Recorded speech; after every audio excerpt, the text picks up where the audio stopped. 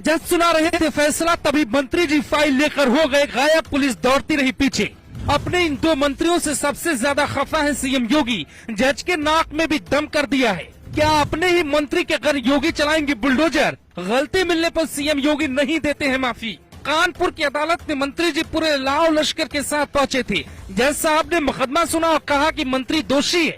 अब सजा के लिए दोनों पक्ष के वकील बहस कर ले, फिर अदालत इस नतीजे पर पहुंचेगी कि सजा कितनी देनी है। लेकिन जज साहब फैसला सुना पाते उसके पहले मंत्री ने पूरा खेल पलट दिया। जिस फाइल को पढ़ के जज साहब को फैसला देना था, वो फाइल उनकी नजरों के सामने से गायब हो गई। लोग तो ये तक कहते हैं कि वकील की मदद से मंत्री जी ने वो फाइल गायब कर दी और ऐसे भागे जैसे रेस का कंपटीशन चल रहा था। अब उन मंत्री जी को पुलिस, जज और वकील सब तलाश रहे हैं। सीएम योगी अलग खफा है। पहले सुनिए मुकदमा क्या है, फिर एक और मंत्री की ऐसी कहानी सुनाते हैं और बताते हैं इन दोनों को योगी कितनी बड़ी सजा सुनाने वाले हैं।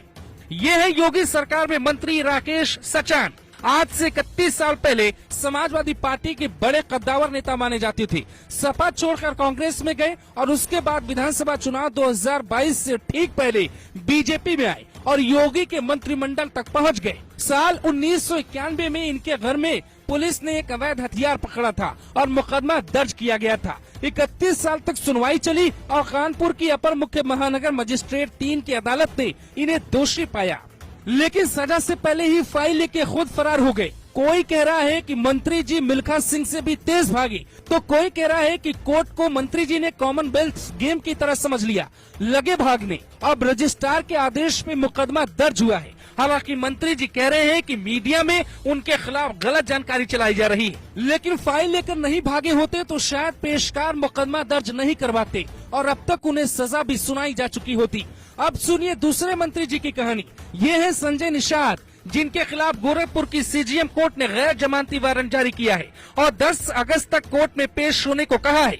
इनके ऊपर साल 2015 में निषाद जाति के आरक्षण को लेकर चल रहे आंदोलन को भड़काने का आरोप है। अब 10 अगस्त को संजय निषाद क्या राकेश सचान की तरह कुछ करेंगे या शांति से पेशी होगी पता नहीं, लेकिन कहा जा रहा है कि योगी इन दोनों मंत्रियों को बिल्कुल बख्शने के मूड में नहीं है। ऐसा दावा किया जा रहा है कि राकेश सचान और संजय निषाद दोनों योगी के बुलडोजर के शिकार होंगे। राकेश सचान तो कोर्ट से भागने के बाद आवास पर भी नहीं आए, किसी को पता नहीं है कि वो कहां गए। रविवार को न तो जनता दरबार लगाया, न ही मिर्जापुर जाके सरकार के 100 दिनों का काम गिनवाया। ऐसे मंत्रियों को योगी अपने मंत्रिमंडल में रखकर खुद की किरकिरी नहीं करवाएंगे। बुलडोजर चल सकता है। सीएम योगी की पॉलिसी शुरू से ही साफ रही है, राजनीति का अपराधीकरण नहीं होने देंगे। संसद से लेकर विधानसभा तक में आधे से ज्यादा दागी सांसद विधायक बैठे हैं। अगर योगी ने ऐसे मंत्री को नहीं हटाया जो अदालत के आदेश की ओरिजिनल कॉपी लेकर ही भाग जाए, तो समाज में सही संदेश नहीं जाएगा। नेता हो या मंत्री या फिर अधिकारी, योगी गलती मिलने पर अपने स्टाइल में सजा देते हैं। इसीलिए यूपी में कहावत फेमस है कि सबसे पंगा लेना लेकिन योगी से मत लेना, क्योंकि गलती मिली तो यहाँ माफी नहीं मिलती। जिसने भी जनता को सताया, योगी ने उसे जेल और कानून का खौफ दिखाया। जेलों में बंद बड़े बड़े माफिया इसके बड़े उदाहरण है। लेकिन सवाल उठता है कि जो मंत्री जी जज को धोखा दे सकते हैं, कोर्ट को धोखा दे सकते हैं, वो जनता के नहीं होने वाले हैं। ब्यूरो